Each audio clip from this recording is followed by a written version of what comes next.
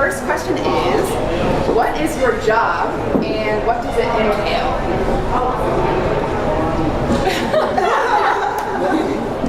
Okay. I'll go first. Good morning or good afternoon. I'm not sure. Speak up so we can hear you. Can I stand? So I was just going to reintroduce myself. I'm a cabinet head. I'm a director of Milestone Farms Association. It's a network of farmers who primarily grow produce for a living. We sell a lot of wholesale produce, and we also grow and produce for our community because in Holmes County, Mississippi, there are a lot of health disparities, and we try to make sure that our citizens eat good quality produce. Accompanying me are a couple of our young people who work for our cooperative on a daily basis as much we can fit them into their school routine and what have you. But I want to yield some to them as we go on during this session if we have time so they can talk about their direct experience in terms of the food chain and food production. So that's my job. I'm kind of like a coordinator, a liaison. I wear many hats. I'm overworked and on the page to be frank about it. But just seeing the benefits of people eating healthy and young people working, those are the true rewards for me. So I'm Sam. I work for USDA. I'm the Farm to School Regional Lead and the Tribal National Lead. So I work with tribal reservations as well as school districts, government, state offices, local, just everything. So my main purpose is to help people gain access to healthier food, if it's via growing or purchasing, in addition to, helping children, starting children at a young age to create healthier eating habits that will allow them to live longer. So, my job was created out of the Healthy Hunger Freedom Kids Act of 2010 when our First Lady, soon not to be, Miss Michelle Obama, was looking at the obesity rate, amongst children. And through that Healthy Hunger Freedom Kids Act, as many of you know, we changed the meal patterns in school. Not only did we do that, but it created the Farm to School platform where the undersecretary had to create an office in order to help increase access to healthier food items. In addition to that, we give out $5 million worth of grants, and so I'm responsible for managing those grants that are given in the Southeast to make sure that they're successful, because by them being successful, that also impacts my work. It shows that the Southeast is doing what they're supposed to do. So pretty much that's what I do. And I love, when I look at Liz, I remember her, the Food Corps, and I love Food Corps people. I love advocacy, what they stand for, some of those people, even with him on the grassroots, on the ground. And so I'm always, if there's anything that I can do to help, to assist, if I know about grant funding, I kind of send that information out there, or resources. If you're thinking about starting a school garden and you need some resources like seeding or whatever, contact me. I will ship it to you. Trust me, I have plenty of that stuff. That's what I do. What's your name again? Samantha. Yeah, I will ship it to you. Trust me. The next question is, so I know, you don't want to hear me. Sure. So I'm Afton Thomas with the Southern Foodways Alliance, which we call the SFA. We are on the University of Mississippi's campus and a part of the Center for the Study of Southern Culture. Okay, so what do? We document, study, and explore the diverse foodways of the American South. We do that in a variety of ways. We produce films. We have over 100 of those. We've been in existence since 1999. So I'm sorry, I've got lots going on in my brain. We produce film, we produce podcasts, which is a year old this November. Oral histories, we have over 1,000 of those that we have collected throughout the region. From home cooks to farmers, to educators, activists, all dealing with food and foodways. And then we also have a quarterly journal that we print, which is part of our membership 4 times a year. I will say that we are a member-based organization. We have over 2,500 members. You can be a student and be a member. You have a household. They start from $50 to $100, and it helps support our work. We have company donations as well and foundations, but that is how we are funded. What do? I don't do oral histories. I don't do that. I am logistics. So I am the project coordinator. I have a hand in all of our collaborations. We haven't collected all of those oral histories ourselves.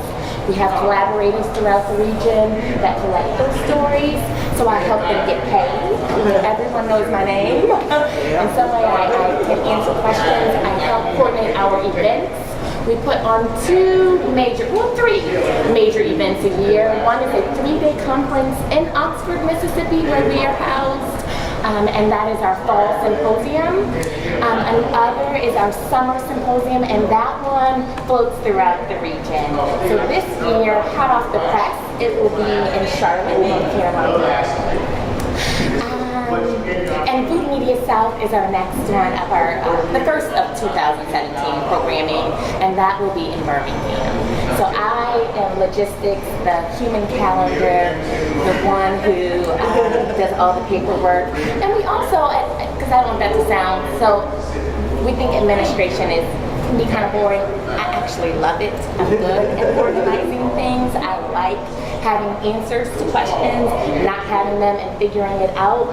That's how we learn things. I get to learn different organizations and people through my job, so I'm not bored at all. And whenever we are thinking of different projects, they listen to me too. I get to have some input in that. So the next question I want to ask is a little bit about your path. So kind of how you got to where you are. I know we have some younger people in the room who maybe are just starting to figure out kind of what your path might look like. Maybe some older folks who are looking for new direction. So I'm just speaking to kind of like how you got to this position that you're in right now. Okay, I'll start. So, I didn't take the traditional route where you graduate from high school and go to college and you know what you want to do. No, of course, I did not do that. So, I thought I wanted to be in fashion merchandising because I worked in a clothes store after high school. And I'm going to kind of take you all the way up to this point. So I jumped in my 1974 Nova and drove to California. And I attended a junior college because it was so expensive because I was out of state. And I'm like, I don't want to go to school. I hate school. I do not want to go to school. So after I was there for about a year, I joined the Army. So I was in the Army. So I was like, I was just kind of sitting there and looking at a commercial and it said, join the Army, see the world. And when you don't have nothing holding you down, you just do that. Little did I not know that the Army was going to be the start of my path that I'm in right now. So I joined the Army and went to culinary school. So I was a cook in the Army. So when I tell people I started at the bottom, right? I did my 4 years and I traveled and I did get a chance to see the world. When I got out of the military, I ended up working in hotel management, working in hotels, and went from hotels to prisons. I've done prisons. I worked in prison cafeteria. Went from prisons to high school, and I always tell people they're pretty much the same. But talking about, just how much fun and energy it was. So then I got in with school. So I worked in school districts. So worked at the local level, and I can remember the first time someone came to the school district and said, we're going to do farm to school, and I'm like, if they think I'm going to plant and pick and cook some collard greens, they crazy. I mean, that was like my first thought process. But once I educated myself and learned what it was about, I was like cool with it. So I ended up working in the school district and went on from the district to work with the USDA. So when I tell you that I started from the bottom, and it was just, it seemed like when I talk about it, it's like short, but it seemed like, I think it wasn't really that long, for me to get where I wanted to be. But I had a goal one time, because I've always dealt with the USDA being in the military. So dealt around USDA foods and food processing and learning, about the grades of food. So I was around food, but never wanted to be a foodie. I thought I was going to be in fashion somewhere. And then when I started working in the school district and really seeing how that was, some kids, that was their only meal, and started to incorporate the backpack program where kids could take food home for the weekend, because many kids just aren't as fortunate as others as to having food. And when you become that, you really make a connection with a child, and you become that person, knowing that you're their kind of sanctuary, as to giving them that smile every morning and feeding them that morning, and when you go home, you're worried if they're going to eat something the next day. That really starts to get to you, and that's where that passion to make an impact. So when I was at the school district, I just told myself, I'm going to work for the federal government. I want to work for USDA. I actually told myself that's where I'm headed, because I want to be in a position where policies, I can make a change to policies, I can impact communities, I can impact people, and I can see that impact when you can comment on different policies and procedures that become law, when you become part of that process. And I'll never forget, I took my daughter to DC. She was getting ready to go to college, and she wanted to go to Howard. And we were driving down DC, downtown, and I seen the USDA building, and I told my husband and my daughter, I said, I'm going to work there. And they're like, yeah, whatever. I said, you'll see, I'm going to work there. And the next year I was working there. And so I came full circle. And it's so funny, when I showed up at the office, I kind of fell on my knees and just thank you, Lord, but it was just full circle. So whatever it is you want to do in life, just know, I just want to tell you, you can do it. You don't have to take that traditional way of, going to college, 4 years, get out, and everything's perfect. We wish things were like that. But regardless of the stumbling blocks that come your way, just know that you can do it. And that's my story.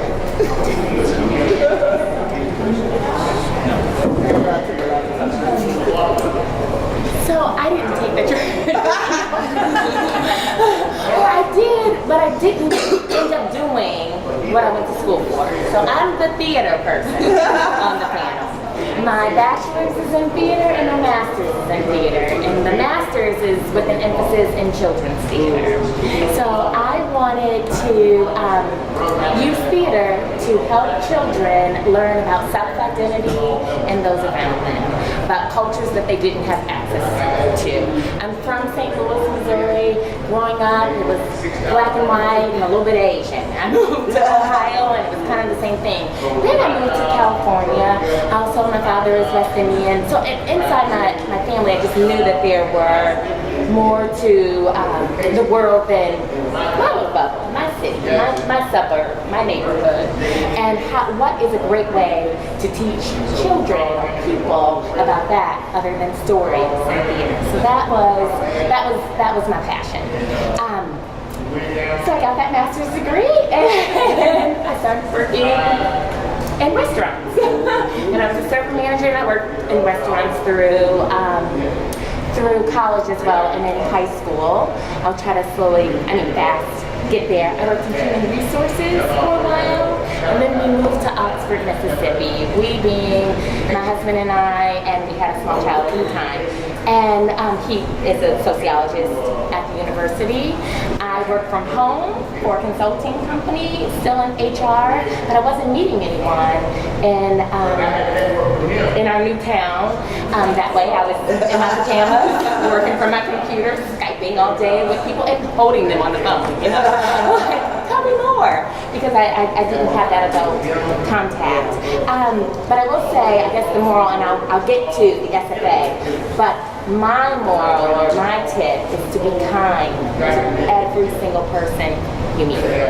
Because I met, she's now a colleague of mine. She moved to Oxford at the same time and happened to start working at the SFA. She knew that I was working from home, and it was okay, but I wasn't maybe doing something that I was passionate about.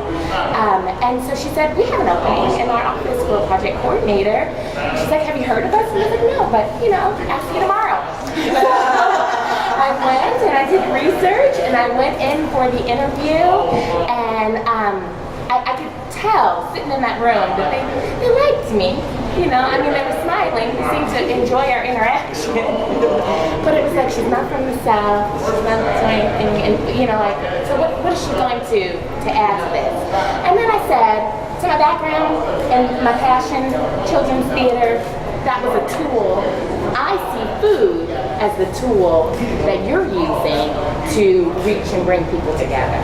And that was like, woo, and I got to points, for that. So that is how I fit into this. And I also bring not being from the South to it. And that's a good characteristic too. Everyone in our office is from the South. Actually, I'll take that back. One other person. She's special too. No, I was not from the South. But I would say being kind. I'm sorry, where am I from? St. Louis.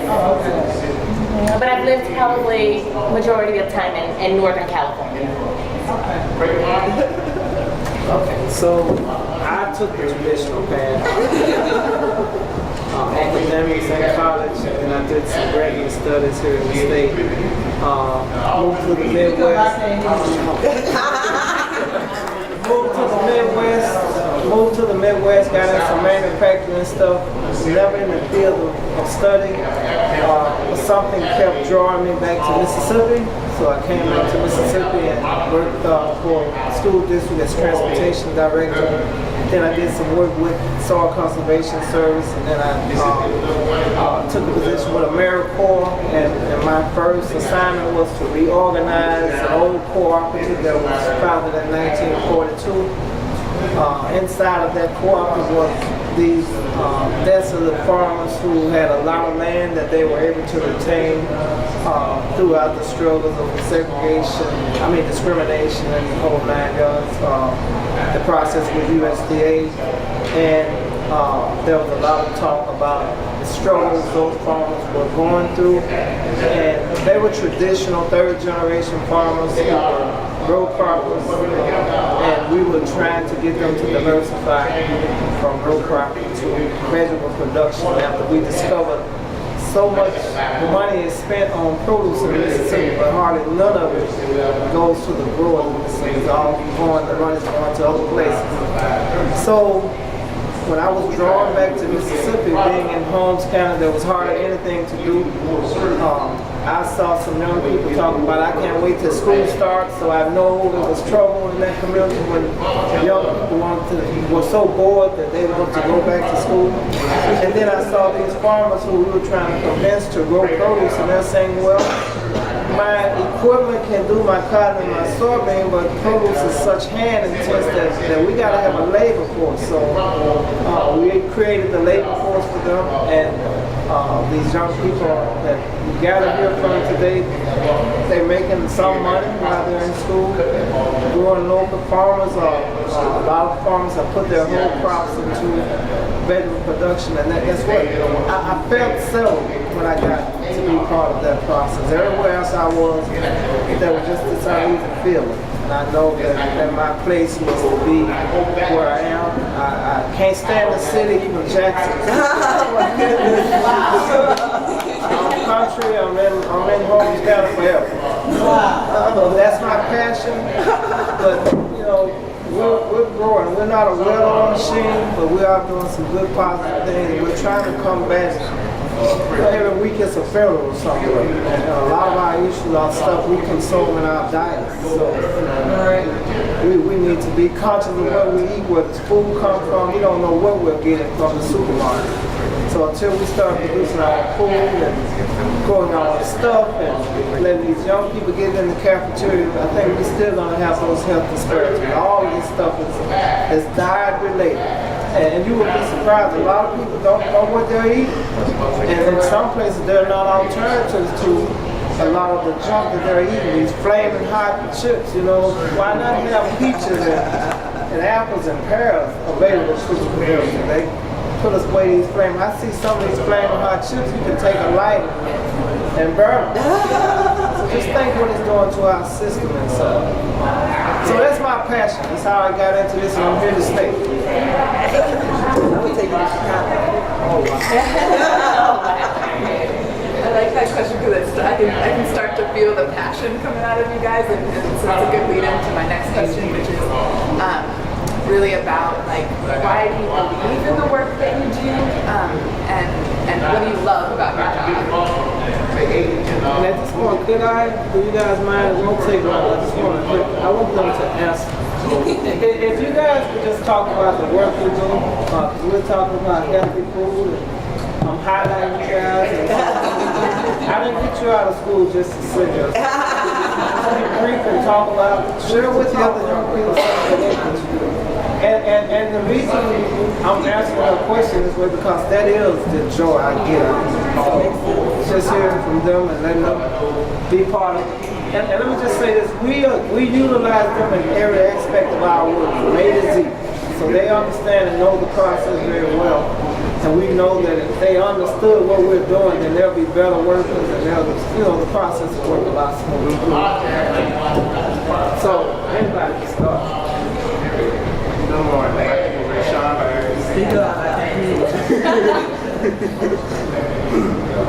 Good morning. My name is Rashawn Berger. I am a sophomore at Holmes County Central High School. I work with Mr. Head in his youth foundation, Master Co-op. And back to what he was saying about being healthy, not just Holmes County, but Mississippi as a whole, there's a high rate of obesity, and she brought up about Michelle Obama. But not just obesity, but over half of the percentage of obesity are diagnosed with diabetes.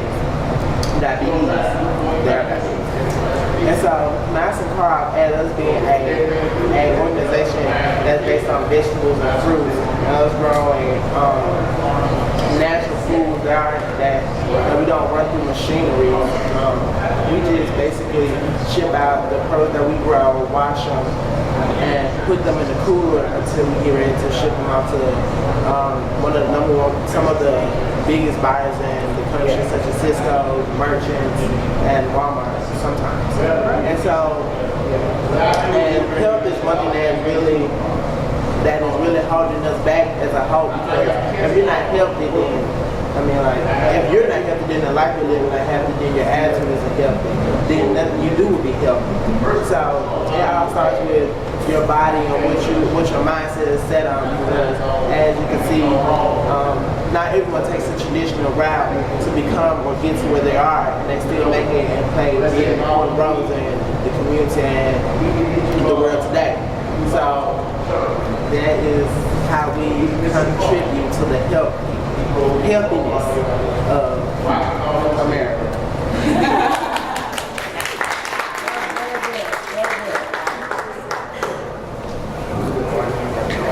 Speak up. My name is Martin Wilson, and to me, I'm here to talk to you today about farming. Farming is the study of banks, and we get to do different things such as plant food down in Holmes County, Kuwait.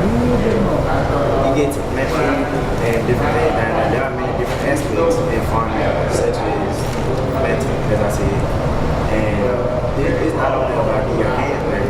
about many different foods.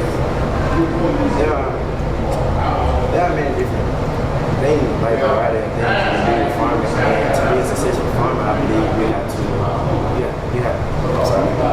to be a successful farmer, you have to study data, different analyzing, document, collect receipts, and different things like that.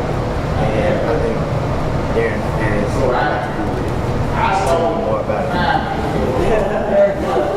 Good morning. My name is Darren. Good morning. My name is Darren Hill, and I'm here to tell you today about career paths in agriculture. And we all are labor force down there in Miles Farmers Association, and basically everything we do is work every day. Like most of the stuff we do is plant, and when you plant, you gotta have someone out there to water and spray for bugs and keep grass away from around the plants and like that. So, and when it's time for harvest, everyone harvest plants, and we move to our processing unit, where they will then be washed, weighed, then boxed, and then moved, transferred to our cooling unit, and be ready for packaging and take off.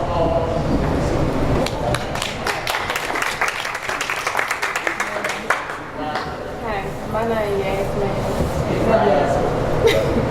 and I will be talking to y'all about aquaculture. Aquaculture consists of aquaponic and hydroponic.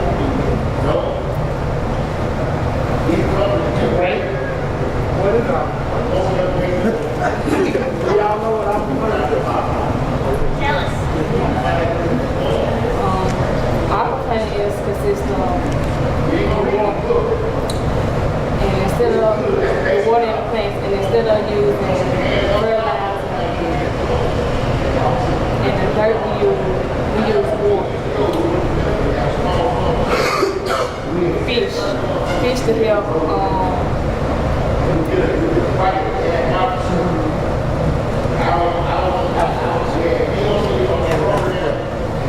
She forgot I'm a plant dog.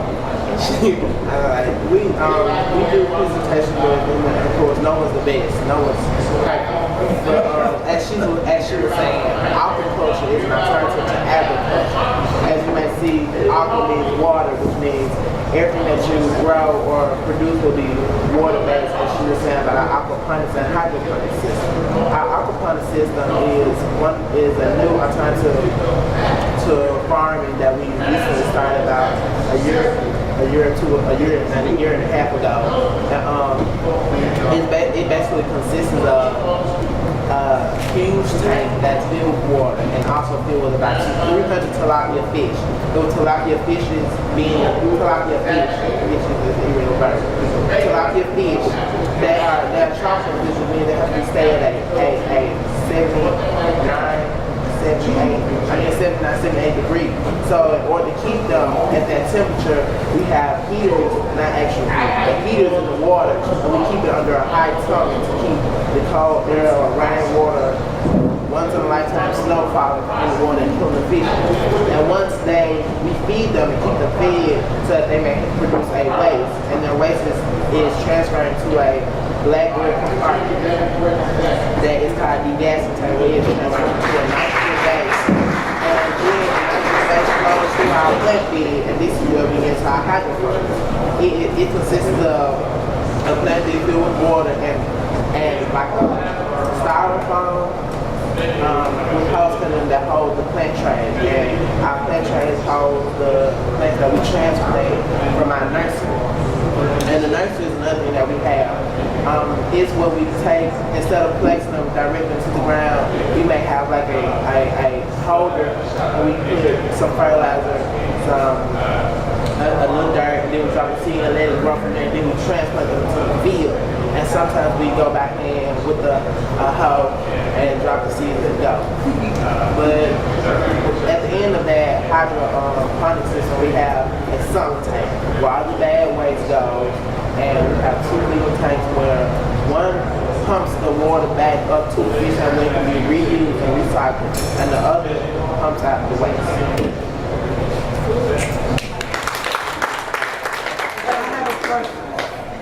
You were mentioning tilapia fish? Oh yes, and that's another thing. I'm glad you brought that up. We Mascot soon hopes to open up a kitchen, and we can soon serve those tilapia fishes on a sandwich or but I mean like, we all give something collectively to the group. I mean there's no I am team. And we are basically Mascot is a team. It's all about things based on communications and friction with each other because I can honestly say when I first joined, I never thought that I'd be out there in the dirt, playing the dirt. And so I've been a lot of places, I've learned a lot, true. And there are a lot of careers in agriculture. The little things that we do, there are other people out there somewhere else in the country doing it for a living. So I mean like this isn't something that you just do, anyone can do it. And you don't, like I said, have to take the traditional route to do so. And then agriculture, there is money in agriculture, in case anyone didn't know. You get paid very handsomely for playing in the dirt. Some farmers start off at $32,000, and the highest they can reach up to $76,000 a year. That's a year. That's the person working for the farmer? No, that's the farmer. That's a farmer. A farm. And of course, you know, you have people under him. He sometimes have a farm manager. The farm manager have field workers, and it's just a different variety of things that we do. And we always collectively, Mr. Head, our supervisor, director, CEO, chairman, LOG, whatever you want to call it. Like, he really is, you know, a main leader we actually look up to. Thank you. Mr. Head, I have a question. How do you get other young folks, like these young folks, involved with your program from other places? It always helps to have a paycheck. I think in our region, I'm sure it's the same in other places, there's just nothing else to do. So I guess you could say that need more process. We got about 26 active workers, but we got a wait list with 136 now. Wow. So, and I wish we could hire all of them, you know, but as we get into bigger markets, like we're doing now with the one here in Jackson, then our vision is to make sure that Do they have anything here in Jackson? No, I'm saying there's a market outlet that's coming on scene here in Jackson that lives. It's called Open Farms. So we're sharing all our efforts to them. And there are many opportunities, and they're talking about paying, as he was mentioning, career positions, not just spot work, but paying competitive salaries so that you can have a labor force that can get this stuff out of the fields and not just always migrant workers. You know, we got to have some migrant workers, make no mistake about it. But I think this process can be replicated in many other places. You know, not just. I'm looking at the children's homes, and these are displaced kids. And I was interested in that because some of these kids don't know what they want to do as a career, have not been exposed to stuff like these kids are doing. And I was wondering, would that something would work these type of kids? Yeah, I would say. But we don't want to take up all the time. Thank you. I'm glad. Thank you for calling them in. And do you want to? Is that your passion? Is that why? Yeah. Speaking of why you love your job or what you love about your job. Do you need to be replicated for cow farm? For what? Cow farms. Oh, cattle farms. I'm not that familiar with it. There's a need for labor. These young people are energetic, you know, and they're going to be an asset or a liability. So if there's something presented to them in my experience is that they can make a profit and they can understand what's happening. I think you can find some people who are willing to do it. And it's not just young people associated with our work. We try to target those people who may not have gone to school and developed the skills that just standing idle on a corner that you would be surprised the skills that they have is just not certified skills. And they want to do something with some of them. Some of them are just opportunities, but some people really want an opportunity something. We try to provide that for them as well. The Department of Labor would only let us work them minimal hours after school, minimal hours on the weekend, minimal hours during the summer, but an older labor force in the community is a bigger part of labor. Yeah, thank you all so much for sharing. I want to give our other panelists. No, that's great. That was really good. What's the question? I want to give our other panelists a chance to talk a little bit about your love for your work and why you believe in it. What do you love about your job? So, I don't know, there's a lot, but I'll say in this moment, you all have made my month. I mean, really, being able to go to these events to read about our, we read a lot in our office and share what we're reading, what's going on. Our film work, the people are my passion, and hearing those stories, and the stories that, you know, are just, to them, to us, your typical day-to-day, right? But it's spectacular work that you're doing. That's great. So that's my passion. That's what fuels me. That's what excites me. And you really have made my month. Thank you. I get my passion, like I think I spoke about it, it's just making the impact. It came from when I was, a nutrition director, and just really seeing the kids that, just that was their only meal. In addition to that, just since I started my job and going out and speaking with youth and speaking with kids, to know that so many kids, they don't even know where their food comes from.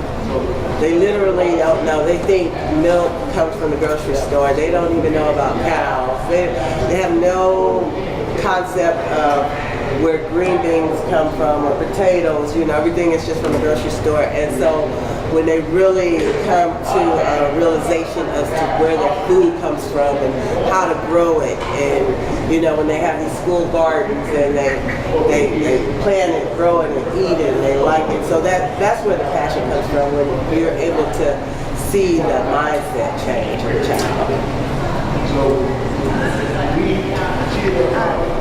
I'm going to ask one more question, and then I want to open it up. So if there's a question you've been holding inside, I want to give you a chance to ask it. So my last question is about what advice would you give to someone wanting to get into your field, or someone who's listening to you right now who wants to be doing what you're doing? What's some advice that you would give?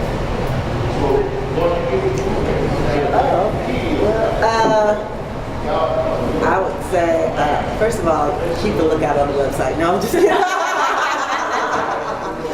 There's so many different avenues. Like if you're thinking about doing a career within USDA, there's so many different avenues available for you. Especially right now, I think they have the 1904. I'm not sure, that grant process. If you're going to go to a historical black college and you're going to actually study agriculture, you can get a full ride through there. That's a way to, if you're thinking about getting into that. And so it doesn't only just cover agriculture, but it covers business too. So my degree is in international business, so and a master's in international business, because I see agriculture as a process of making an impact on community and increasing economics. So that's when I speak with producers and farmers, letting them know, like the young man said, there's money to be made, just showing them how to get into this market get into this business through new markets and increasing the capacity, economics, and community. So, the advice I would give it. Oh yeah, so that's a different, that's a path.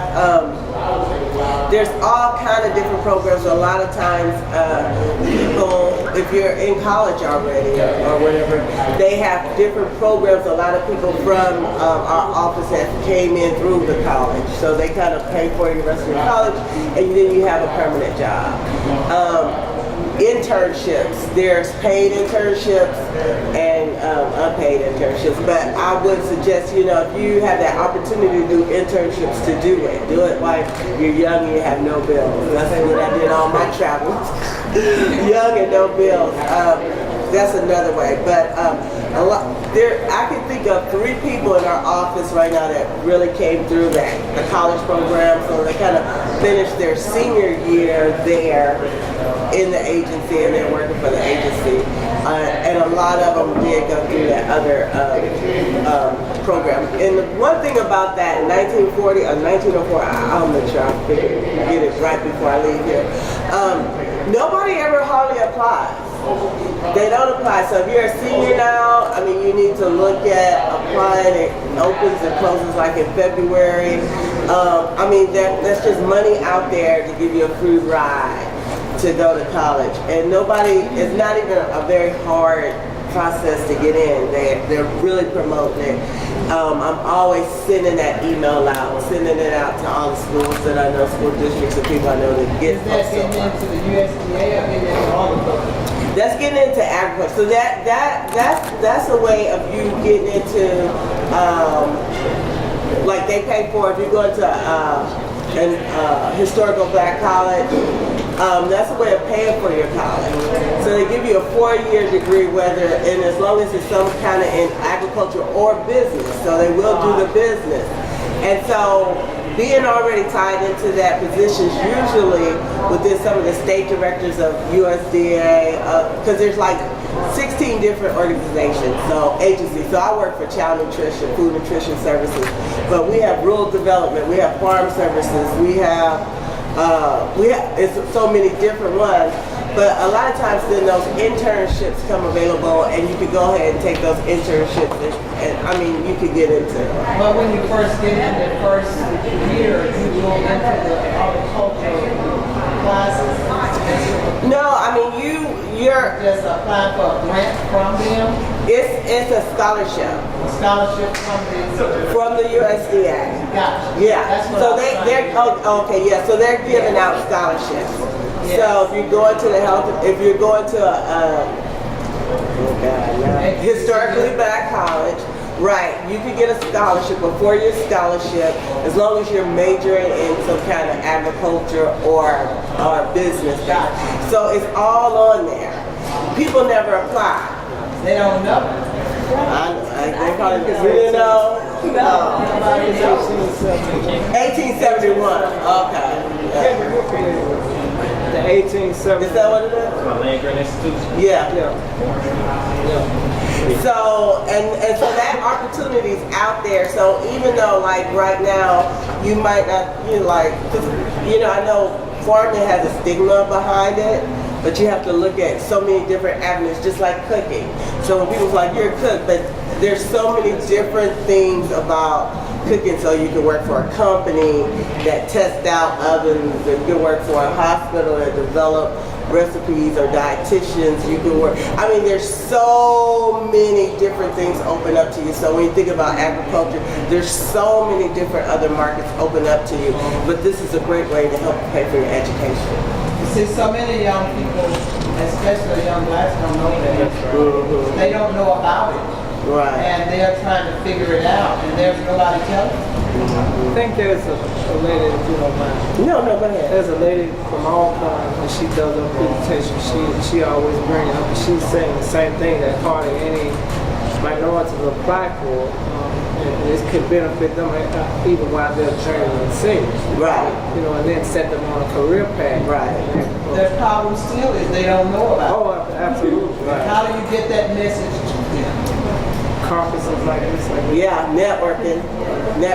So just like, for instance, when the email comes down to me, I might send it to Sunny or Dorothy, and say, hey, share this information, amongst the networking group. And so like coming to conferences like this and saying, yes, I want to be on your email list. That helps you get that information. I know you're thinking like, oh, not another email, but when different opportunities come out, then you have that information, then you share it. So sometimes it's about networking and sharing of information, developing those kind of communication channels that go from the top to the bottom. These need to be put in the high schools when the kids are getting ready to get out of high school.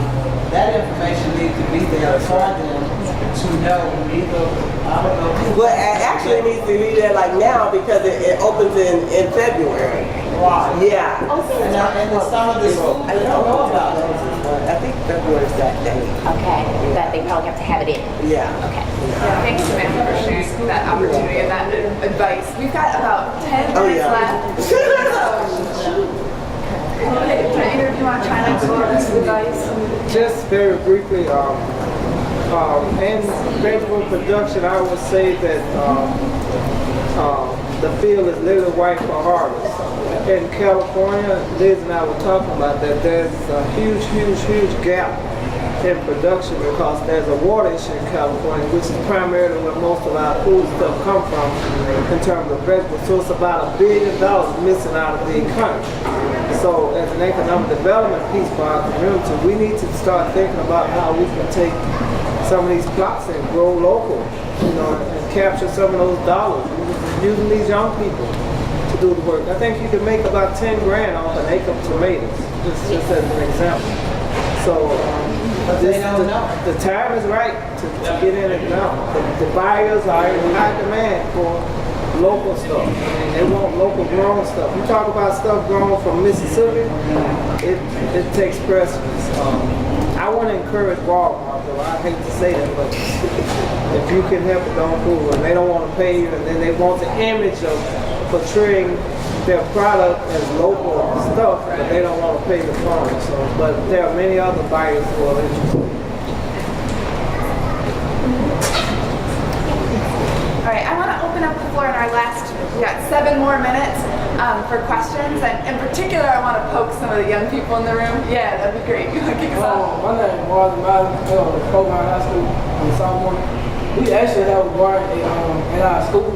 And we was thinking we're gonna get the different plants that we plant, and we're gonna actually get them and sell to neighborhoods and stuff. And I will ask you all, how do you think we should do it? Great. Definitely. I would say yes. There's a lot of school gardens all over the nation who actually sell their produce to their school. So, I mean, I know you're thinking about selling it to the community, but what better place to promote what you're doing is to sell it to that district and let it be part of the school lunch meal. Just think of how the pride that you'll have, and it'll help change the whole atmosphere and the whole stigma about gardening and food. Definitely, and also see about your school district applying for a farm to school grant to help get some funding that can help expand what you're doing. Sometimes people say, "Oh, we got a school garden," and I go out and it's like a farm. I mean, literally a farm with a tractor and a barn and everything else. So look at, talk to your teacher about, putting in, seeing if the district can put in for a grant. Samantha. I would say to you also, this is as an example, go into a supermarket and say, your name is Marcus, Marlon, I'm part of a school initiative, we're growing produce. Find out, what would you be interested in buying? Before you even put a seed in the ground, you need to have a market established already. You don't want to plant nothing else, assume somebody wants it. You want to plant, make sure somebody's there that's going to buy it. And then your next question, how much you going to pay us? If we deliver it, will you pay us shipping costs? How do you want it packaged? What size they need to be? So you got to get that in your plans right away before you even start planting. Because I've seen people grow a lot of stuff and can't sell it, so you don't want to have that issue. I'd also like to know, my name is Robin Brandon, I'm also from Program High School, and I'd like to know how I could contact you about the seeding that you were talking about in the beginning, because our school would love to grow some of the seeds. I'll give you my card, you just email me. All right.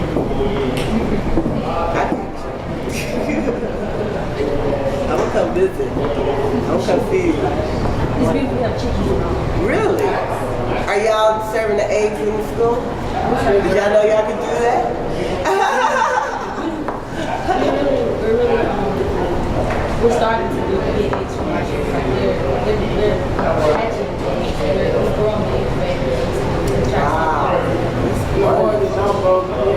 Are